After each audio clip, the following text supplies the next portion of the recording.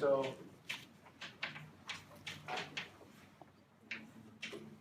this is plasticity in one dimension, okay? And the prototypical problem is, say, a bar problem. You're pulling on it with a certain stress, sigma, right? And so this is a 1D bar extension problem. Okay, it could be compression too, it doesn't really matter. Okay, and if you were to plot the 1D strain versus the 1D stress, okay, again, this is an idealization of what plasticity says. It says, okay, you have an initial elastic portion, okay, up to a certain point that we will name in a bit, and then after that, you're going to have some different response. Typically, a degraded response from the elastic one in terms of stiffness. And again, here we're starting to drop nomenclature in the sense that there is a modulus, say here in the elastic regime, called the Young's modulus, right, that controls the stiffness.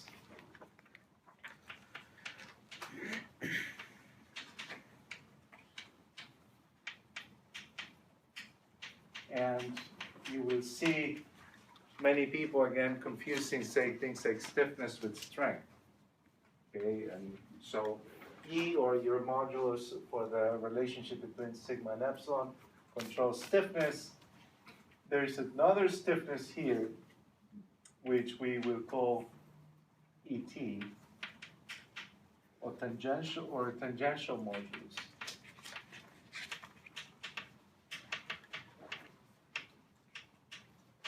Okay, and this point here, you probably all heard of it. It's called the yield point, right, or the yield strength.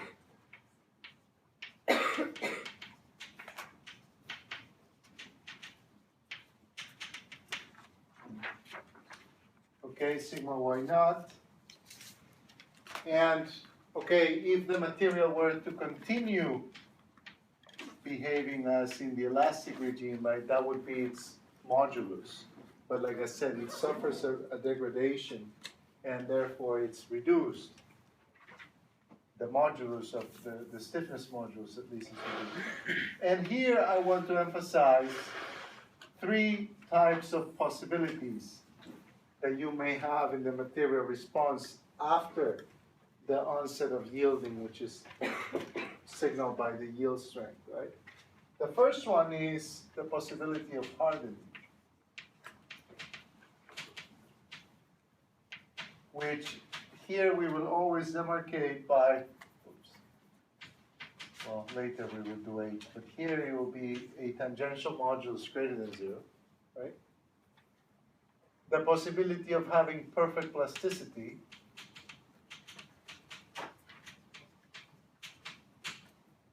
which here will symbolize a tangent modulus equal to 0.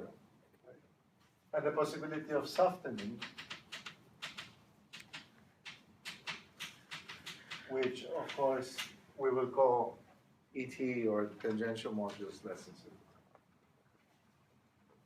Okay, you see again people, so this is, after this we say the material is yielding. So you see people say that's a yield point. Okay, also you see people calling everything in this area elastic, or what would people call the elastic regime or the elastic response, and then everything subsequently is a plastic regime, although I would say that once you pass the elastic regime, everything is really elastoplastic. There is not only just a plastic response, there's a mixture of both, and we'll see that. soon, okay? The only really pure regime is the elastic regime, where there's only elasticity. So in theory, this tangent modulus takes values that are bound by minus infinity all the way to and up to Young's modulus. Okay, this is in theory. Okay, questions so far? Pretty straightforward, right? It's pretty clear. Okay, so I have an idealization of reality, doing a one-dimensional pull test.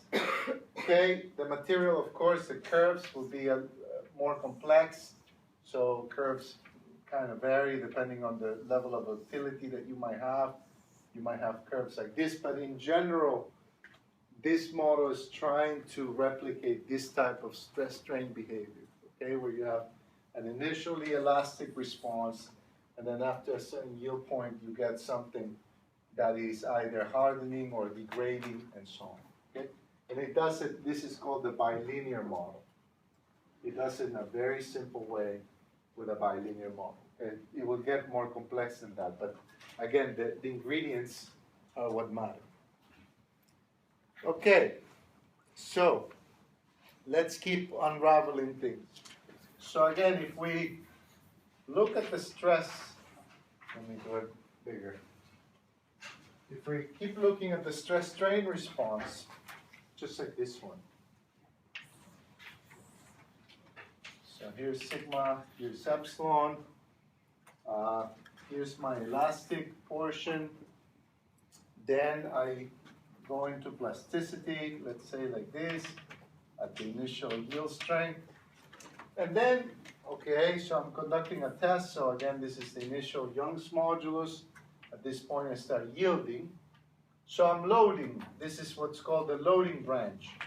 So I continue to increase either epsilon, or if I'm doing a stress control test, I continue to increase sigma. And then I'm here at a certain point, okay? And then I decide for whatever reason to decrease the value of sigma. So I decide to unload. So I go into an unloading mode.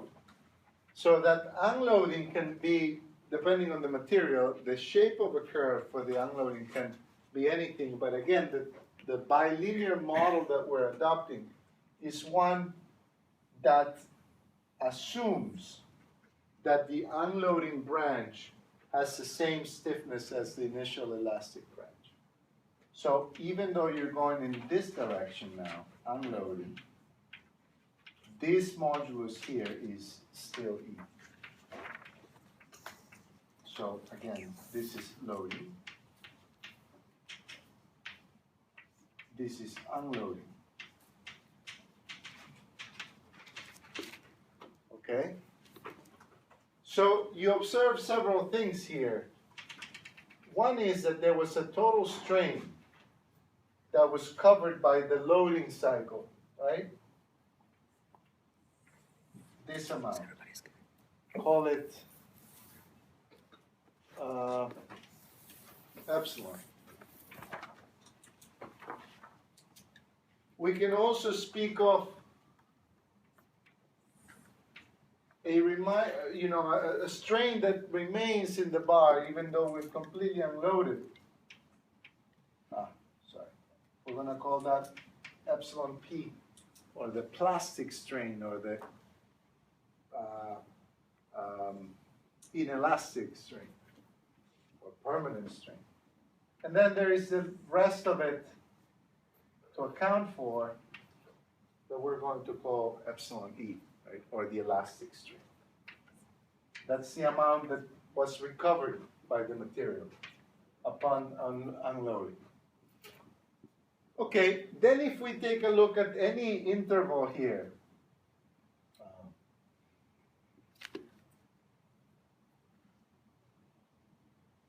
yes, so say I want to look at, let me move this for sake of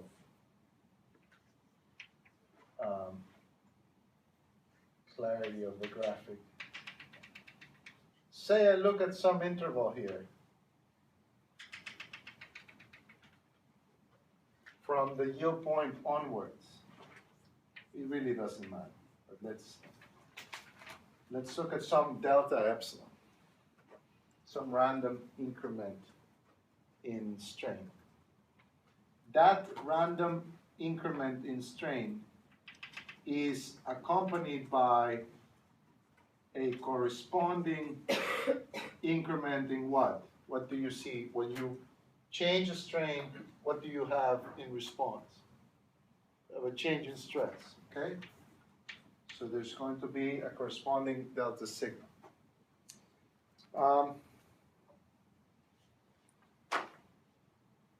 Right, so several things stem out of this. The first one is that your total strain can be decomposed between the elastic portion and the plastic portion. This is one of the most famous expressions in elastoplasticity theory. This is called the additive decomposition.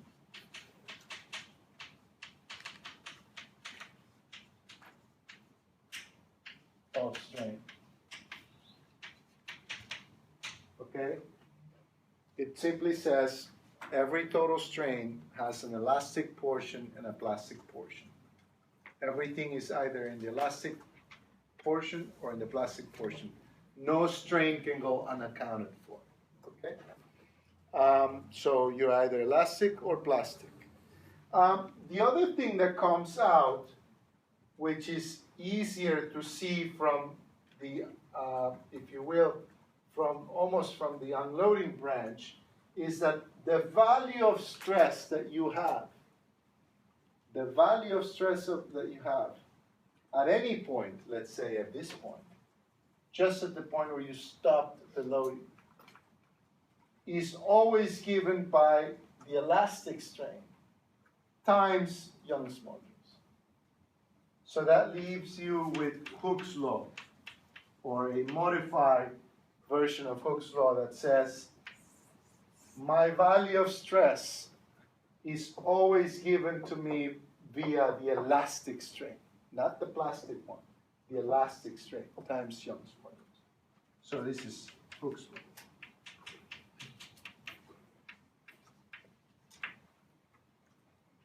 Okay, that's important. That means, and we will use this later on, that means that stresses are really related to elastic processes. If there is no change in the elastic process, there is no change in stress. We will see that later. Okay, so for you to have a change in stress, you must have a change in elastic strain. Let's see. Let's blow this part up a little bit. So let's do it. Let's blow it up here. Okay. So again,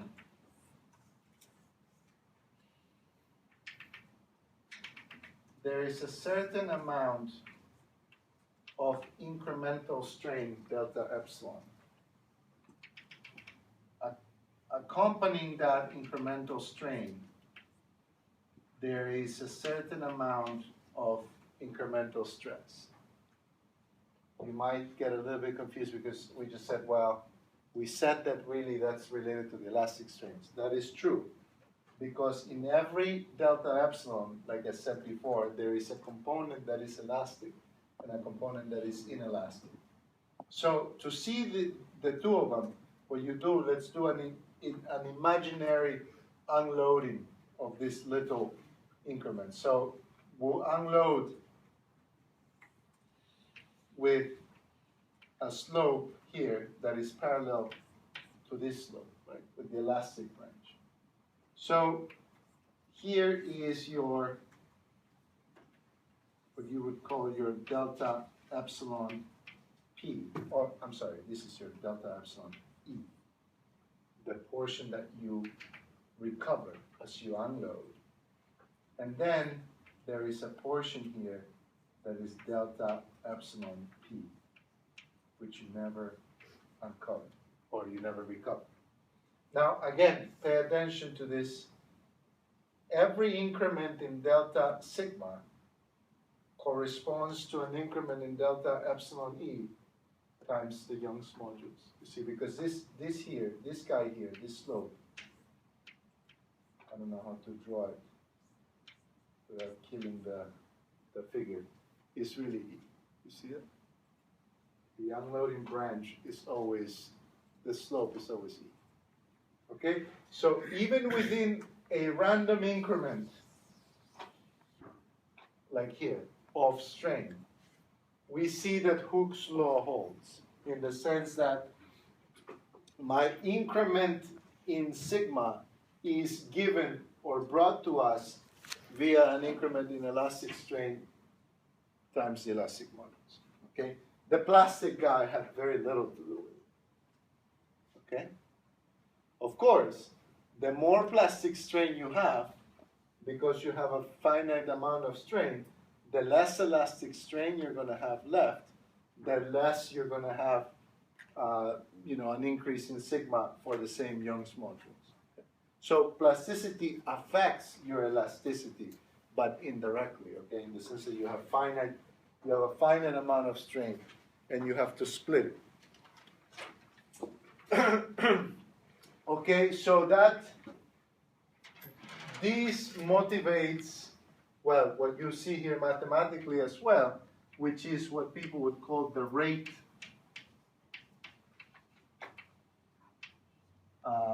version of Hooke's law. Or sometimes you see people call this the generalized.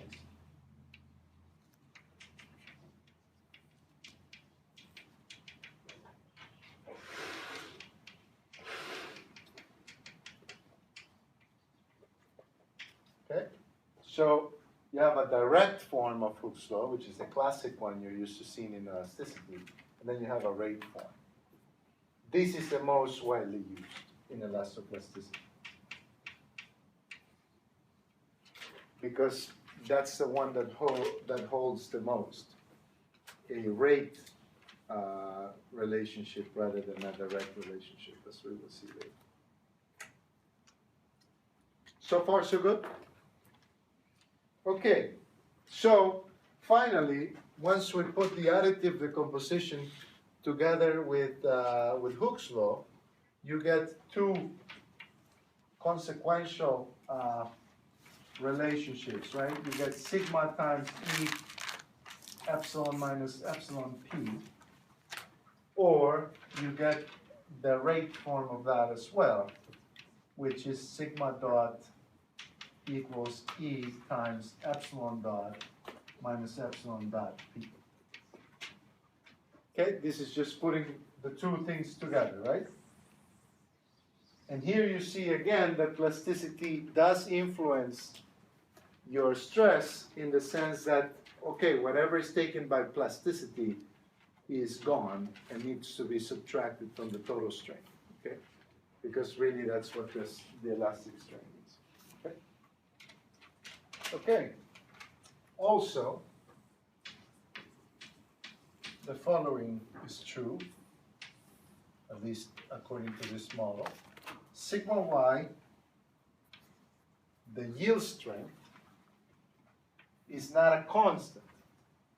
The achievable stress that you can have on the loading branch is brought to you by somehow an increment in the strength of the material. Okay, so there was an initial yield strength, but then as you keep loading, as you keep increasing the strain, the material accommodates a further increase in strength. Okay, and that's a material property. Maybe your material, you know what I mean.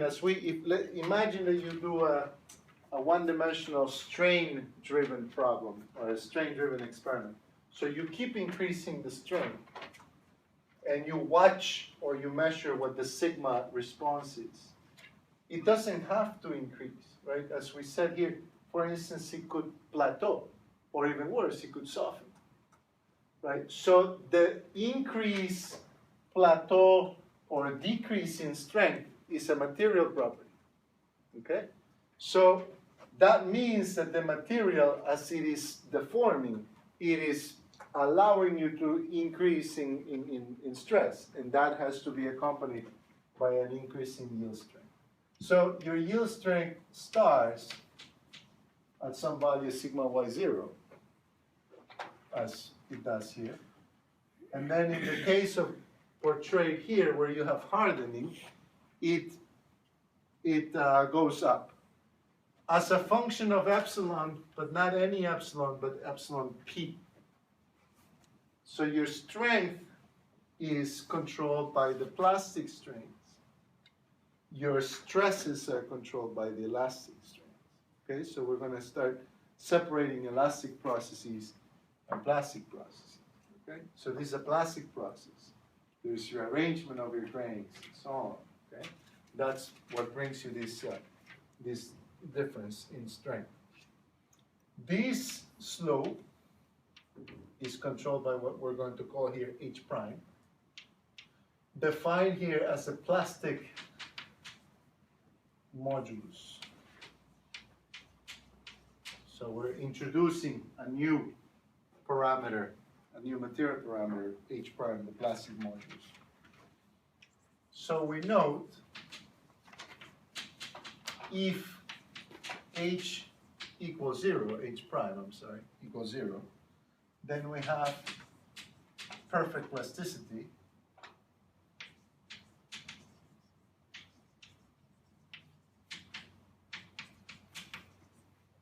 And that implies that my yield strength at any moment is always equal to my yield strength at the beginning. Or, more generally, you can see that my yield strength at any moment is equal to my yield strength at the beginning plus H prime epsilon p, right? It's a linear relation according to this one.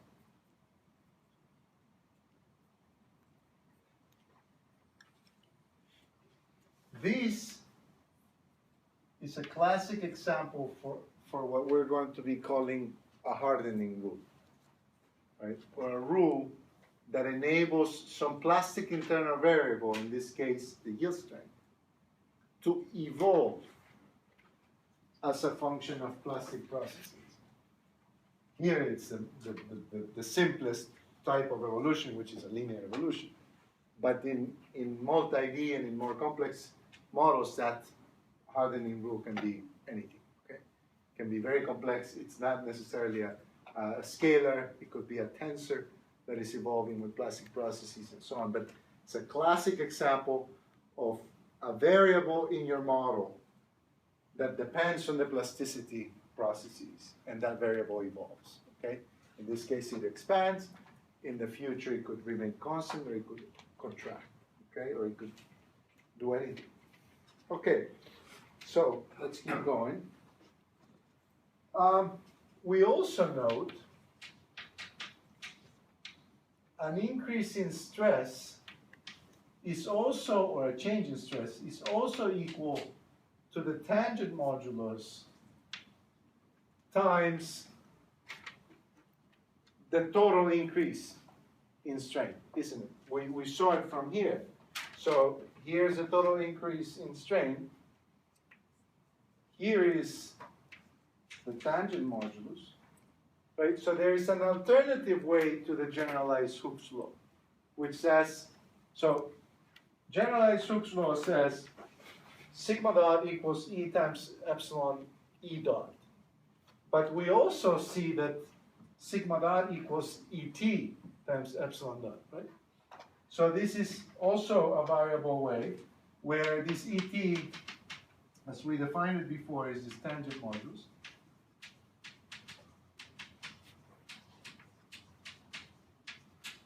Okay, and is equal to E if sigma is still less than sigma y0. Right?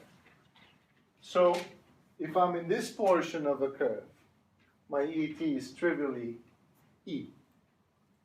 If I'm on this curve, I'm going to find out what it is. It will probably be a function of h prime.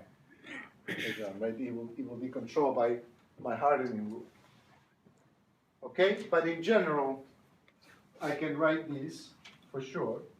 So this is, well, even if it includes this is in what I say is the elastic regime. Okay.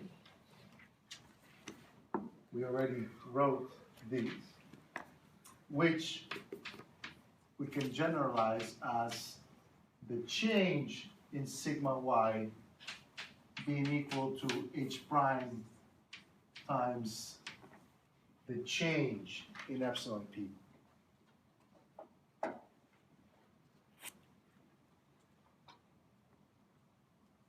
Yes? No? Maybe?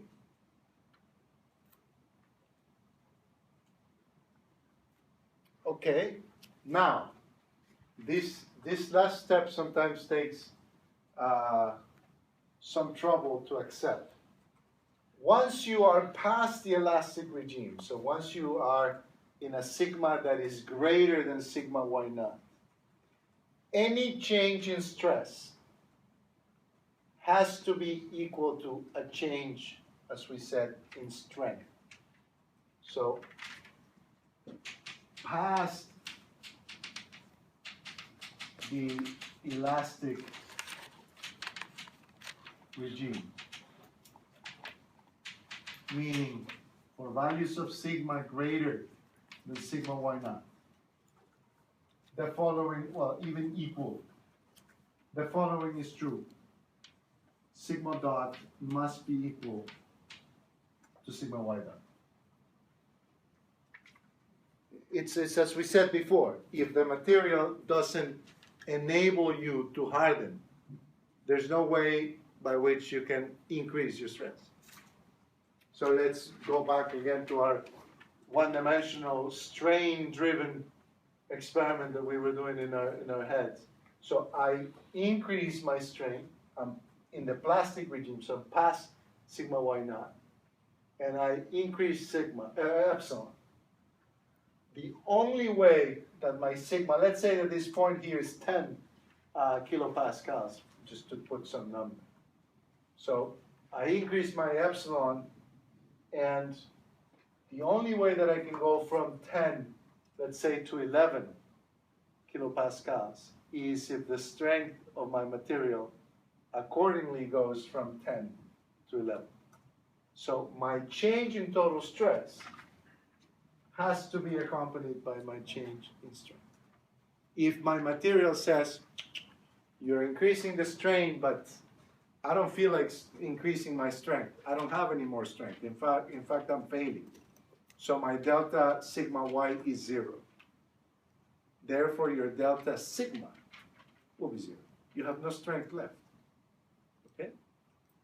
It's like you doing weights. Okay? If your strength left is 0, you cannot lift any weight. Okay? So this must be true. So then if that's true, then that gives us a relationship that we can exploit as follows. Well, I'm getting ahead of myself. So before we go there, so let's take these and make it more general and say that this will be true. The absolute value, because this will hold for tension and compression.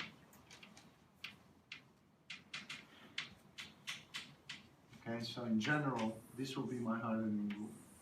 So the absolute value of epsilon dot p. Here in the extension case, it doesn't make any difference, but later you will. Okay. So, and before we go any further, let's just again say that sigma y dot, an increase in sigma y, so an increase in strength, is furnished by an h prime being greater than 0, and this is called hardening.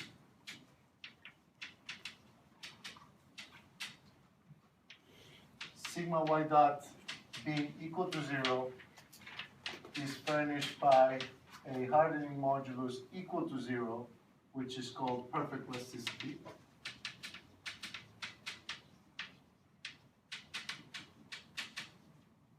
Sigma y dot less than 0, h prime less than 0, softening. And here is where the confusion begins for many people in the field. When people in the field see any measure of stress versus strain decreasing, they say, oh, the material is softening. Not true, okay?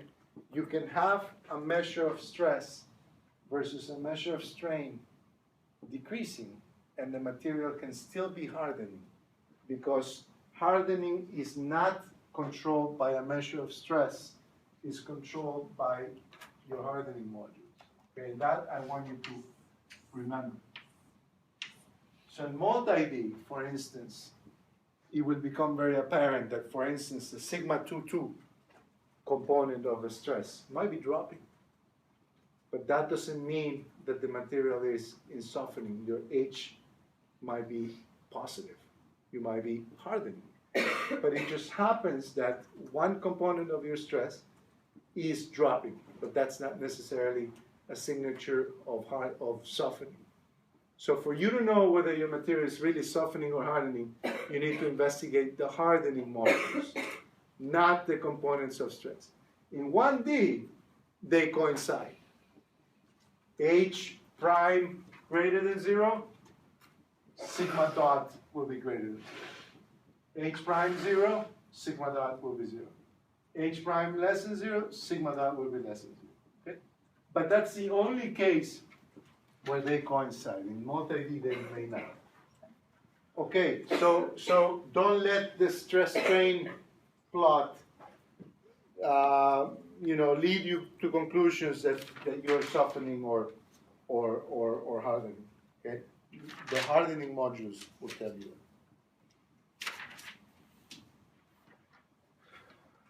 Questions so far?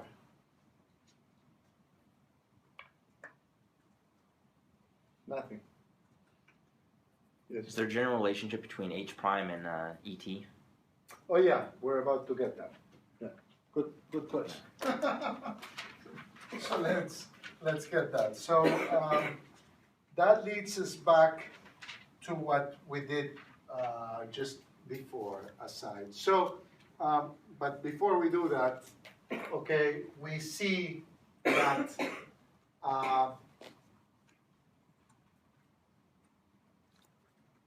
Yeah, we can write that H prime equals, coming from here, equals delta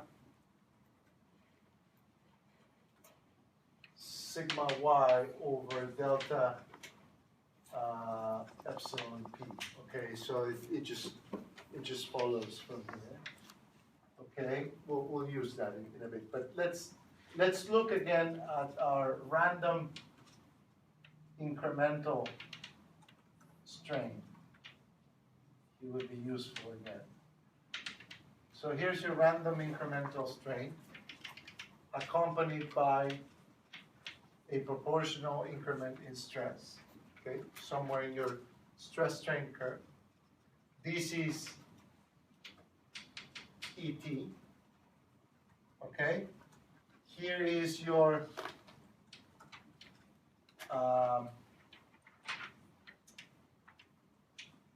hypothetical unloading branch, so this is E, and therefore this is delta epsilon E, and this is delta epsilon P. Okay. So now we're going to play with these relationships to relate sigma prime to the other quantities. So if this is true, then this is also true. Because like I said, in this part of a branch, this is also delta sigma y. Okay? An increase in stress is accompanied by an increase in strength. So you replace that with that. Then you also know that the plastic strain is the total strain minus the elastic strain. Right? So far, so good. Right? And then we also know, let's see, right, then I can send this delta sigma to the denominator of these guys without changing anything. So I get 1 over delta epsilon over delta sigma minus delta epsilon E over delta sigma. And I recognize this is what? According to our definitions. Is what? ET. 1 over ET is this guy, right? And what is this guy? Oh, 1 over E. So this is 1 over ET minus 1 over E, or, right, H prime equals E times ET, right? E minus ET. Is that right?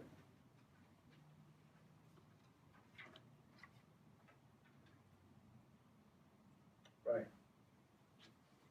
And then, okay, so this is one relationship. You can also rewrite this as H prime equals ET over 1 minus ET over E.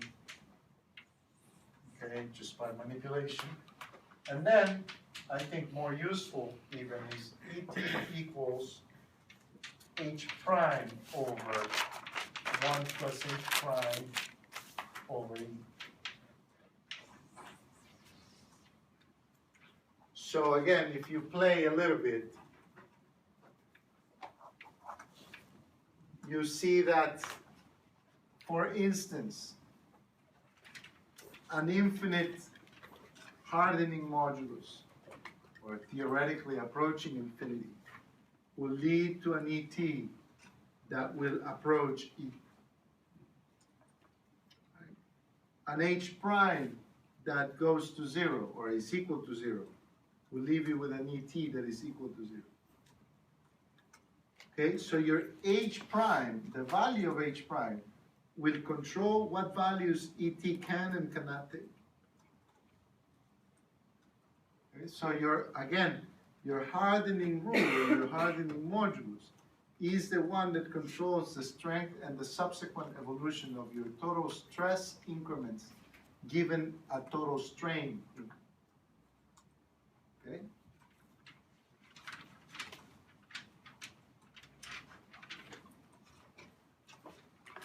Questions so far? Is this okay? Okay. Now, let's define things in a bit more rigorous way with sets. We'll use that later as we do more advanced plasticity.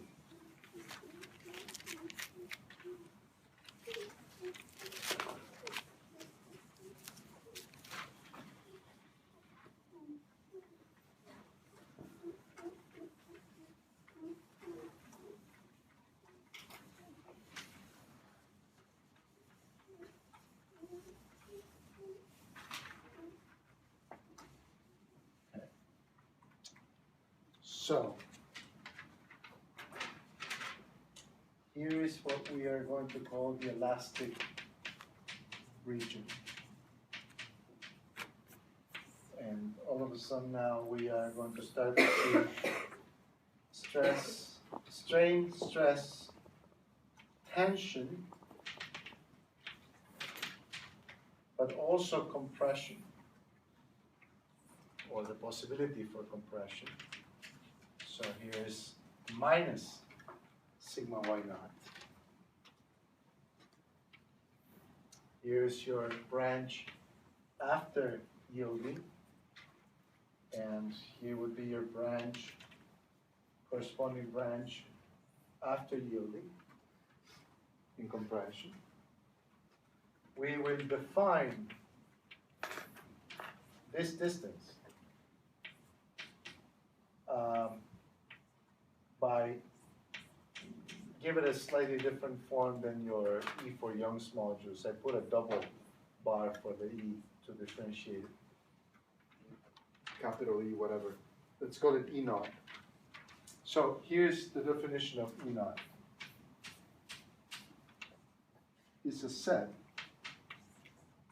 for values of sigma that belong to the reals such that they are strictly within sigma y naught and minus sigma y naught. Okay, so any value along this line that is still less than sigma y naught, negative or positive, is in what we call the elastic region, okay, or the elastic set. Now, this is the open set.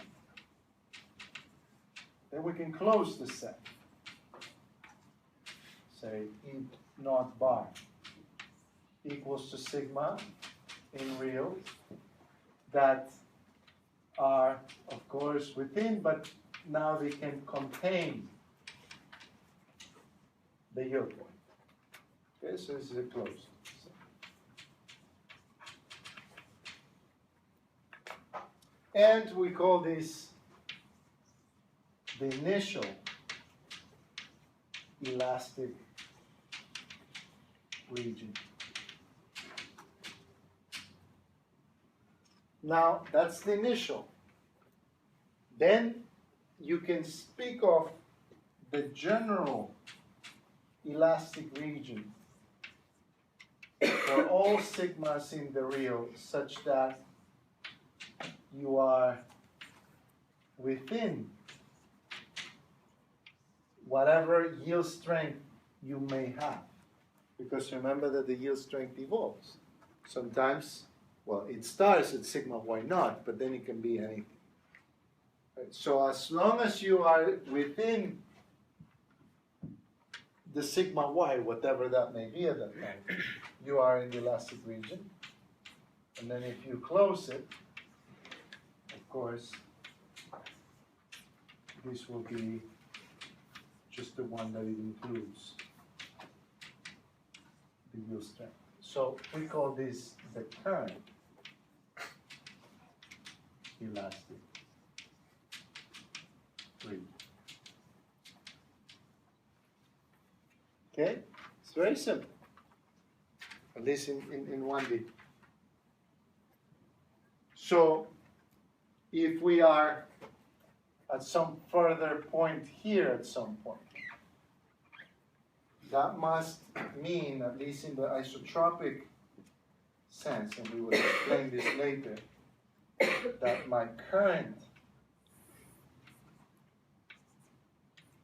elastic region is that. Okay.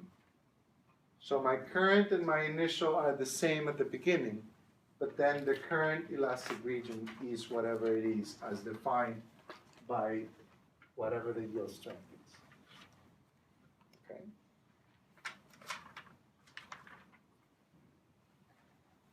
So just for completion, you know that the closed set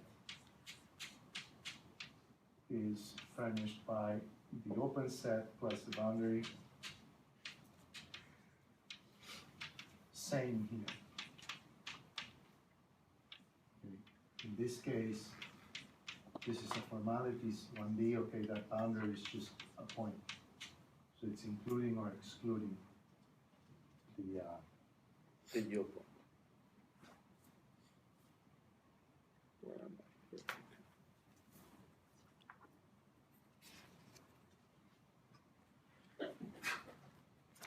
Yes. For this model, do the compressive and tensile yield strengths have to be the same magnitude? In the isotropic model, they are. In other models, we'll see that they're not. Good question. So this leads us to the formal possibility of defining perhaps the most important concept, or let's say not the most important concept, but one of the most important concepts in plasticity, which is what we're going to be calling the yield function. So there's a function f, there's a function of a stress, and the yield strength, and that is equal to, in this case, the absolute value of sigma minus sigma y naught, and that has to be equal to 0. This is what we're going to be calling the initial yield function. So this is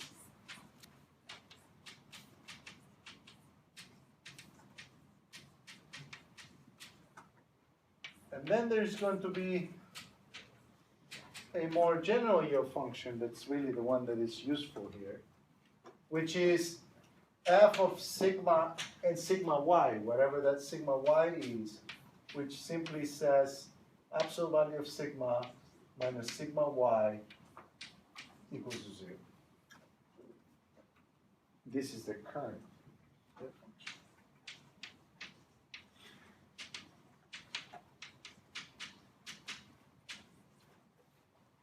So again, if you are yielding, if you are touching the boundary of plasticity, your yield function is equal to 0. And in this particular model, your value of uniaxial stress, whether it's in tension or in compression, is exactly equal to your value of yield strength. That means you're yielding. Okay, so this one implies sigma equals plus or minus sigma y naught. This one implies sigma equals plus or minus sigma y. This is really the one that I like because it's the one that matters. And the other one only holds at the very beginning. So again, if the material is yielding, you must be meeting the yield condition, and the yield condition is always F equals 0. And at that point, you evaluate your yield condition, and that says that means that your stress must be equal to your strength. Makes sense. Okay? This inside form of a yield function will change, but the fact that F equals 0 at yielding will never change. Okay? F equals 0 at yielding will be one of the signatures of every plasticity model you see on. Okay, so you're starting to see some of the main ingredients. Every plasticity model will have a Hardening rule. Okay, H or H prime or some version of that. That H or H prime will control the plastic internal variable, whatever that is. At this point, this is sigma y. That sigma y, the plastic internal variable, will appear in your yield function. Your yield function will tell you that you're yielding when it's equal to 0. And then there will be some argument inside of it that will enable you to make conclusions as to what does that mean for your stress and the other variables. But those are once you've seen the structure for one, you see the structure for all of them. All of them follow exactly the same format. Okay? The level of complexity changes, but the form is the same. Okay? Now I'm lost. Okay, questions so far? Still making sense? We're still here, okay? Now, let's start getting more. So we're going to continue to get more and more formal, okay, until we distill the most formal canonical form of plasticity, okay? Hopefully we'll do that towards the end of the class. Yeah, I think I will be able to do that, to get all the ingredients of plasticity in one board for us to look at. Okay.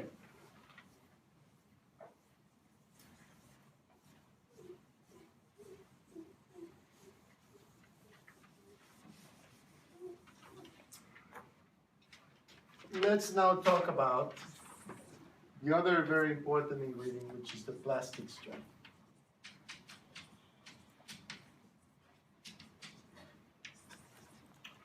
Okay, and let us define a scalar. In this case, will be lambda dot. So that epsilon dot p is always equal to lambda dot if sigma is positive. And if not, epsilon dot p will be equal to lambda dot minus or negative if we are in compression. In other words, we are forcing epsilon dot p to always be positive. Or I'm sorry, forcing epsilon dot p to always follow whatever sign of sigma, because lambda dot will always be positive.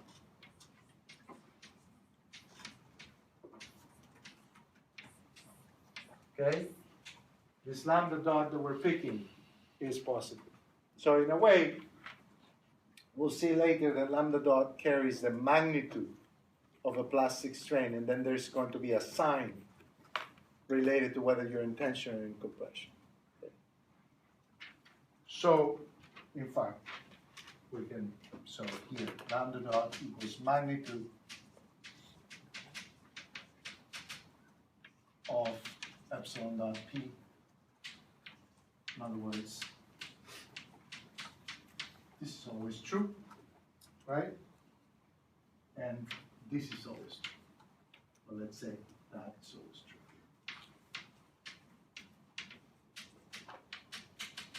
Okay. So, the most general way to write this is that epsilon dot p equals lambda dot times the sine function of sigma, whatever that is. It can be +1 or -1 depending on whether you're in tension or compression. Okay, now note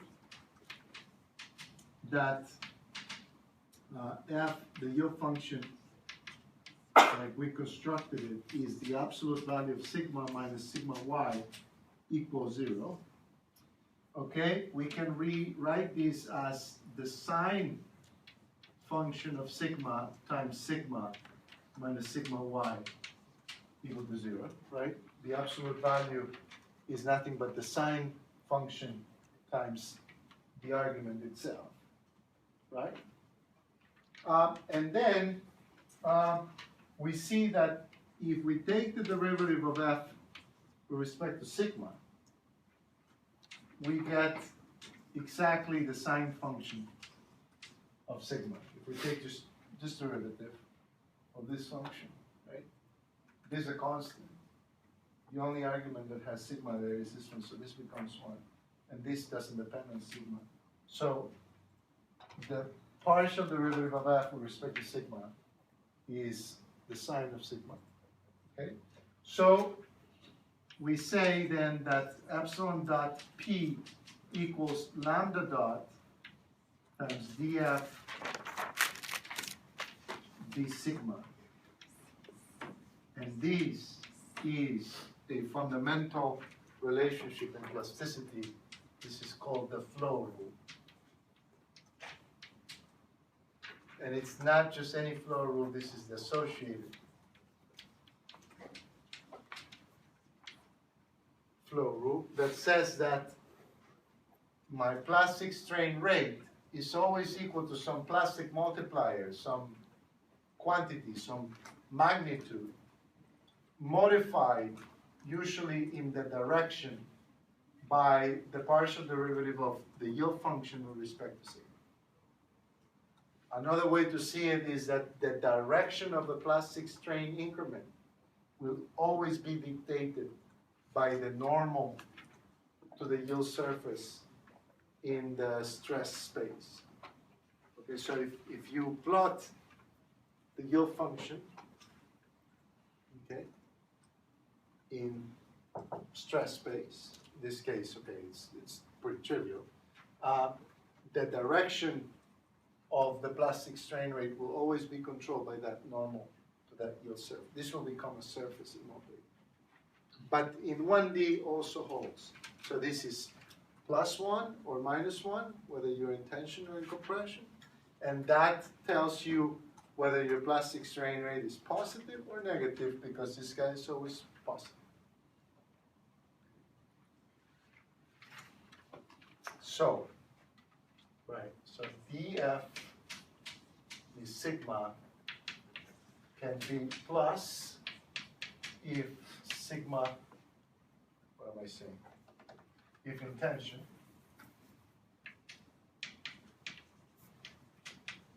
or minus in compression.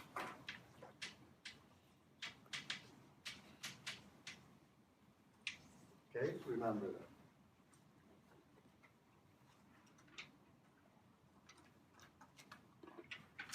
So then we just make a few observations.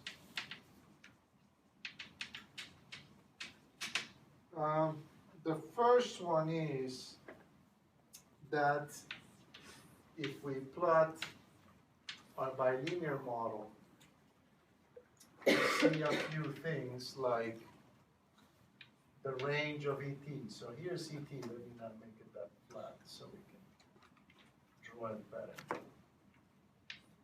So here's ET, E sub T. Okay, so this is the continuation of the elastic branch if it were to continue. This is E, this is sigma y naught. Right, and then there's a vertical line here. This constitutes the range of values for ET. So ET can range from minus infinity, if you are to follow this vertical drop, to E.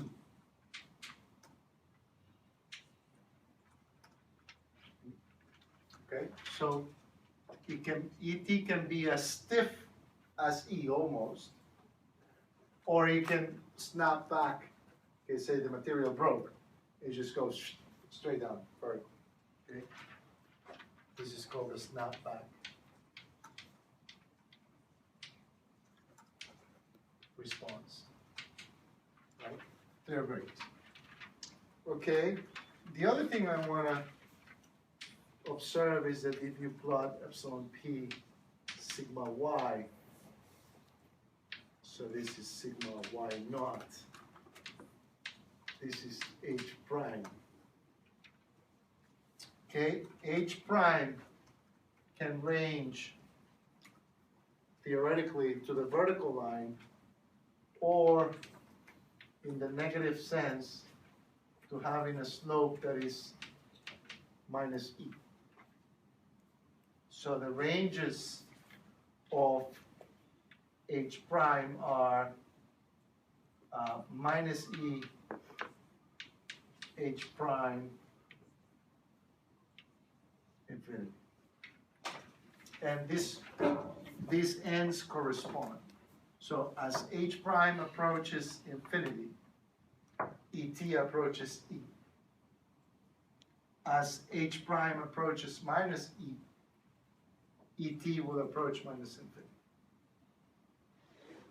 See that? You can play with the relationships to see it. Well, let's write the relationships here. H prime equals et over 1 minus et over e. And then here we have et equals h prime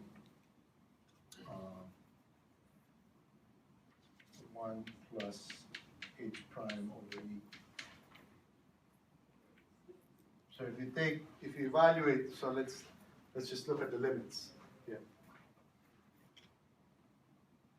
I need a little bit of room, so I'm gonna go here. But let's keep looking at those.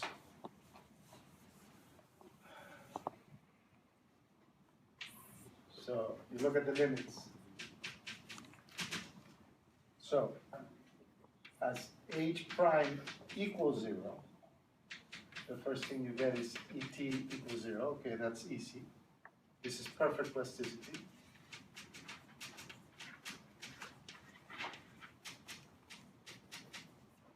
Not a problem. That just means that both lines are flat, right? After the hooke, the initial hooke. H prime approaches infinity. So this one, H prime is going essentially vertical. Right? It's approaching infinity. When that happens, this guy approaches E. Okay?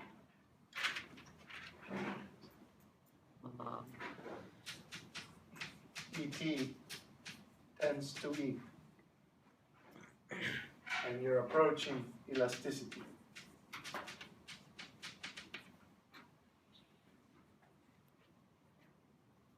Why are you approaching elasticity?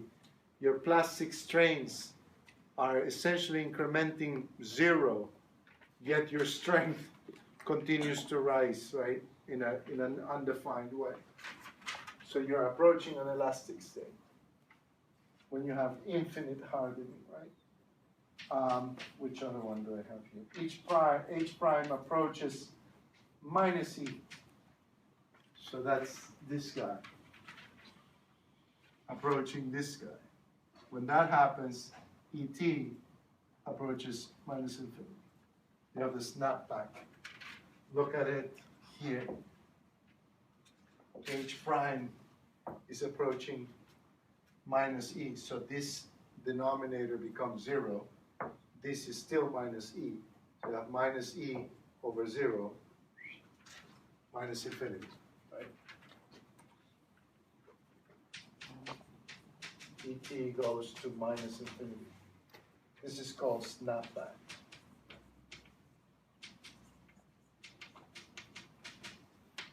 Okay, so as you have a material that starts to approach the negative slope of a Young's modulus, you have a material that's breaking, that's splitting into 2, for instance.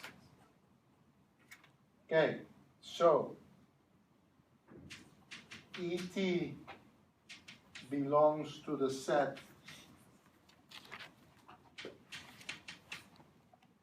right, minus infinity to E, and H prime belongs to the set minus E infinity. And these limits correspond to each other. Right? But sigma dot equals Et times epsilon everywhere.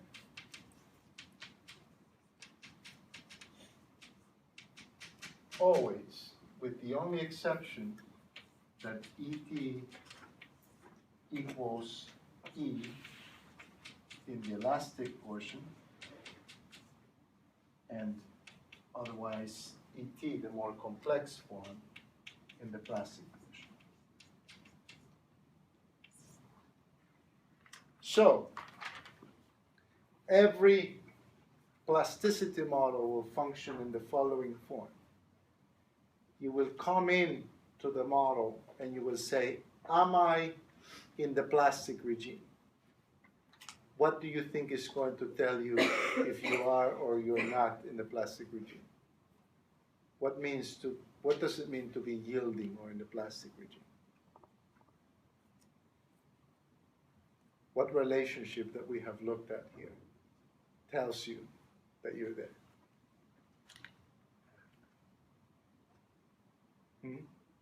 F, right, this guy. So sigma equals plus or minus sigma y. You're going to say, uh-oh, I'm plastic. Since I'm plastic, ET is the plastic version of ET, which is this more complex expression, which is a function of my hardening modulus and so on. If you're not plastic, say your yield strength is 10 and your stress is 5, you're in the elastic regime. So this is not equal to that.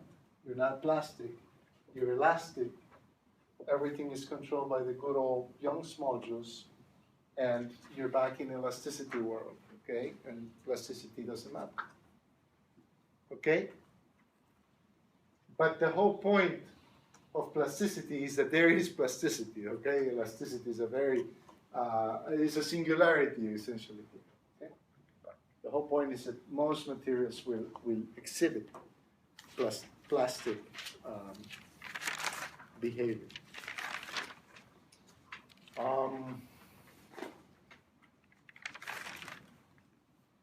Questions before I summarize? You must have questions. It's a lot of information to absorb.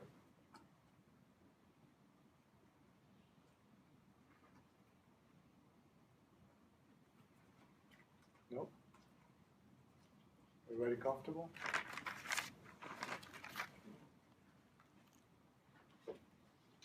All right, so let's do a bit of a summary. Question. Yes, sir. When we are given some materials properties, the yield stress that we are given, is that sigma y naught, or which one is it? So yeah, so when you're given typically in a textbook, let's say, Right. you see the yield strength of steel, you're seeing sigma y naught, typically. Yeah, good question. Because then, so that's pretty much for everyone. And then depending on the treatment of, say, that steel, you know, it'd be more ductile or less ductile, and then that would take you to sigma y. But the one you see tabulated, is typically this. And again, in many engineering applications, that's the limit of where you would go anyway, right? So you call it a day. Now, there are materials, unlike, say, steel, where there is no such a thing as an initial yield strength, right? Where the boundary between elasticity and plasticity is not as clear. Say, concrete, rocks is another type of material. So then it gets more difficult. But in steel, aluminum, you have values plotted on tables. Those are the initial strengths. Okay, so let's put all the ingredients together. So 1D plasticity ingredients. Okay, and you will see that the ingredients are form identical, even when you go to multi-D, and even when you go to more complex plasticity models. First ingredient is that there's always a yield function. Okay? Always. Without a yield function, there's no plasticity. F of sigma and some plastic internal variable sigma y. In this particular case, the form is this one. So all admissible sigmas have to be in the elastic region. Remember that we defined before the elastic region, and it has to be the closed elastic region such that f of sigma y is always less than or equal to 0. You can never